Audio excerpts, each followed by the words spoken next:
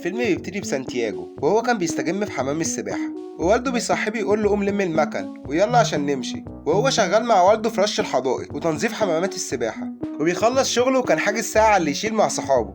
وأول لما وصل هما كانوا خسرانين 1-0 وابتدوا اللعب، وطلع ما شاء الله عليه ما يقلش مهارة على ابننا صلاح، وقدروا يكسبوا. ولما روح البيت قابل جدته واخوه الصغير وقال لها ان احنا كسبنا 4-2، وهو جاب جونين لوحده وساب شنطته ونزل على الشغل التاني، وكان شغال بيغسل اطباق في مطعم صيني. وروح البيت بالليل بعد يوم طويل وحط الفلوس اللي كسبها في الجزمة بتاعته. وتاني يوم كان في واحد جاي امريكا زيارة لبنته وبيتفرج على حفيده وهو بيلعب كورة، وفي الملعب اللي جنبه كان بيلعب سانتياغو، وبص عليه وشافه وشاف طريقة اللعب بتاعته. وبعد المباراة راح اتعرف عليه وقال له اسمي فوي، وان هو كان مكتشف لاعبين ويعرف حد في امريكا دلوقتي ممكن يساعده، وان سانتياغو موهوب بجد. وسأله عن المباراة الجاية. سانتياغو قال له يوم السبت، قال له خلاص هقابلك يوم السبت. وفوي راح لصاحبه وقال له انا عارف ولد موهوب جدا وعاوزك تيجي تبص عليه. قال له اكيد طبعا اجي، انت بتهزر؟ قول لي بس انت الميعاد وانا اجيلك على طول. قال له يوم السبت. قال له اعتبرني هناك، ومشي وسابه. وبعدها سانتياغو راح قال لوالده على عرض فوي، قال له يا ابني ركز في شغلك وسيبك من الاوهام ديت،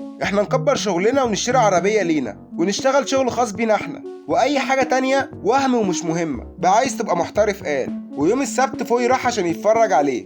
سانتياغو كان بياخد من بخاخة الربو ونزل الملعب وبدع كالعاده، بس للاسف صاحب فوي ما جاش، وهو كلمه وقال له انا اسف جدا انا في اجتماع دلوقتي ومش هقدر اجي وهسافر بكره على انجلترا. وفوي قفل في وشه السكه وكمل فرجه على المباراه، واتاكد ان سانتياغو موهوب بجد، ونزل بعد المباراه واعتذر له ان المكتشف ما قدرش يجي. جدة سانتياغو قالت يعني ممكن يجي المباراه الجايه؟ قال لها لا مش هيقدر عشان مسافر بكره وانا كمان مسافر بكره. وسانتياغو شكره على المحاوله ديت، وفوي قرر ان هو عنده موهبه ولازم يساعده، وكلم مدرب فريق نيوكاسل، وعشان فرق التوقيت كان بيكلمه الساعه 3 بالليل.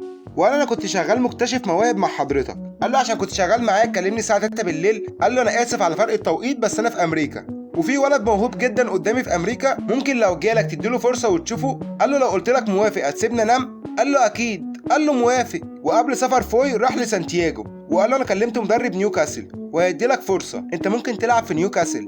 والد سانتياغو قال له ايه الهبل ده؟ انت فاكر ان انت ممكن تلعب في انجلترا اصلا؟ قال له بلاش تحلم بحلم بعيد عنك وفكر في الواقع اللي احنا فيه. وجدة سانتياغو سالته وقالت له انت شايف سانتياغو موهوب بجد؟ قال لها اكيد. وبعدها سانتياغو بيقرر ان هو يسافر، وفيها يجمع فلوس اكتر عشان تذاكر الطيران وفلوس السفر، ويشتغل اكتر ويركز في شغله. وراح عشان يشوف هو جمع قد ايه، لقى الفلوس بتاعته مش موجوده، وخرج وقال لوالده انت خدت الفلوس؟ قال له انا اشتريت عربيه ب 4000 وخدت منك 1500 وهديك نص المكسب بتاعنا عشان تعرف ان انا بحبك. قال له انت عارف ان انا عايز اسافر. قال له وبعدين هتفشل وهترجع تاني، انت ازاي بتفكر انت ممكن تسافر انجلترا وتبقى لعيب محترف؟ فكر في الواقع. واستسلم للامر الواقع وسكت، وراح معاه الشغل بس روحه انطفت وبقى زي الزومبي شغال وخلاص، مبقاش عنده هدف في حياته. وروح البيت لقى ان جدته بتقول له ان هي جابت له تذكره طيران لانجلترا وسافر وحاول تحقق حلمك. وهو سافر فعلا واتجه على انجلترا، وفي اول خطوه لتحقيق حلمه. ولما وصل كلم فوي وراح وقابله وحدد له ميعاد مع مدرب نيوكاسل، وراح وقابل المدرب فعلا. والمدرب ما كانش فاكر فوي اصلا ولا فاكر انه كلمه. قال له خلاص تمام خليه ياخد فرصه ونشوف. وراح غير ونزل التمرين ونزل الملعب وفضل يقع ويقوم، وكان لعبه سيء جدا وما اداش كويس. بعد لما خلص خرج وقابل فوي وقال له انا معرفش ايه اللي حصل النهارده، انا هبقى كويس بكره بس اديني فرصه تانية. فوي قال له للاسف مفيش فرصه تانية، وروح البيت. وسانتياغو كان يائس جدا، وفوي عشان مؤمن بيه بجد راح عند المدرب في حفله خيريه وحاول يقنعه بسانتياغو. قال له اديله شهر واحد بس يتدرب فيه ممكن يبقى كويس. والمدرب وافق يديله فرصه تانية. وفوي راح قابل سانتياغو قال له مدرب وافق يديك شهر تجربه، وفرح جدا بالخبر ده وراح يتدرب معاهم وابتدى يثبت قوته فعلا، ويوم بعد يوم مستواه بيتحسن.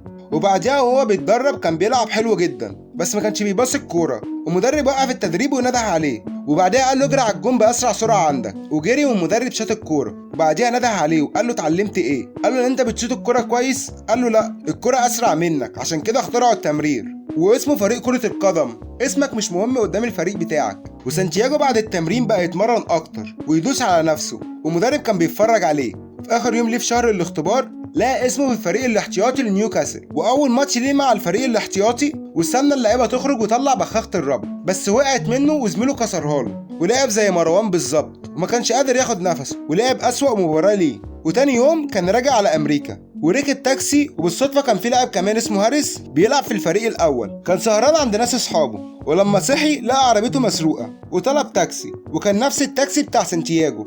وسانتي حكى له ان هو عنده الربو، وهاريس خده وراح عند المدرب، وقال للمدرب ان سانتي لعيب كويس جدا، بس المشكله ان هو تعب وهو بيلعب عشان عنده الربو. والمدرب سأل سانتياغو قال له الكلام دوت صح، وسانتي قال له ان هو كان بيحاول يخبيه وما كانش عايز حد يعرف. المدرب قال له ان المشكله مش في الربو، المشكله في الكذب، ان الربو ممكن يتعالج سهل. بعديها سانتياغو اعتذر له، والمدرب قال له انت شايف انك تستحق فرصه تانية؟ سانتياغو ما فكرش وقال له اكيد. المدرب قال له تمام، روح قول للدكتور على حالتك وانزل التدريب بتاعك. وابتدى ينزل في كل المباريات الاحتياطيه، ومستواه بان ان هو فعلا موهوب، ومهاراته بانت في الفريق، وابتدى يسجل اجوان كتير جدا. وفي يوم راح اتكلم مع مساعد المدرب وقال له انا مش لاقي اسمي مع الفريق الاحتياطي، وانا كنت بلعب كويس وكنت بعمل اي حاجه المدرب يقول لي عليها. قال له اهدى، انت بقيت مع الفريق الاول وهتسافر معاهم يوم السبت. وفي اول مباراه ليه وهو في الاحتياطي اللي بيلعب مكانه اتصاب، والمدرب اضطر يغيره بسانتياغو، وبعدها سانتياغو نزل مكانه، ووالده راح يتفرج عليه واتفرج على ابنه وعلى مهاراته، وكان سعيد بيه جدا وانه قدر يحقق حلمه، وقال للناس اللي حواليه ان دوت ابني سانتياغو وانا فخور بيه جدا.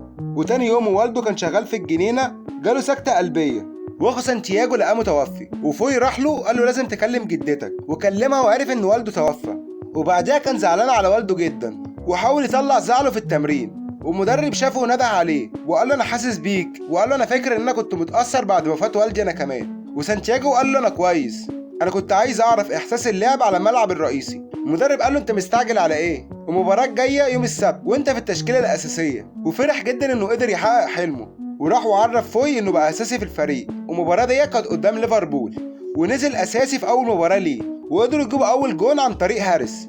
وبعدها ليفربول اتعادل معاهم، وفي الشوط الثاني ليفربول جاب الثاني وبقى 2-1 لليفربول. وسانتياغو كان بيلعب حلو جدا، مرر الكره لهاريس ويقدروا يجيبوا الجون الثاني وتبقى النتيجه 2-2. وفي اخر دقيقه في المباراه كان في كره ثابته وسانتياغو وقف عشان يلعبها، والمعلق بيقول القضيه ممكن القضيه ممكن، وبيلعب وبيجيبوا الجون الثالث ويبقوا 3-2 ويكسبوا المباراه. ويبتدي تألق سانتياغو مونيز ويبتدي نجاحه يتحقق، ويعرف ان هو ما كانش موهوم وان هو موهوب فعلا. وفوي ينزل له بالتليفون، وجدته بعديها بتقول له ان والدك اتفرج على اخر مباراه ليك قبل ما يموت وكان فخور بيك جدا، وهو فرح جدا لما عرف ان والده كان بيتفرج عليه. ورساله في الاخر، مهما كان حواليك احباط وناس بتقولك انت مش تقدر توصل لحلمك، انت مش تقدر تعمل حاجه، في ناس كتير زيك بتحاول وبيحاولوا يحبطوك، رد عليهم وقول لهم لا انا هوصل، لا انا همشي ورا حلمي، وامشي ورا حلمك فعلا وصدق فيه، وفي يوم هتوصل للي بتحلم بيه. لو عجبك الفيلم انزل اعمل اشتراك ولايك عشان يدعمنا استمر. لو الفيلم ده جاب 4000 لايك في يوم هنزل الجزء التاني بكره. سلام.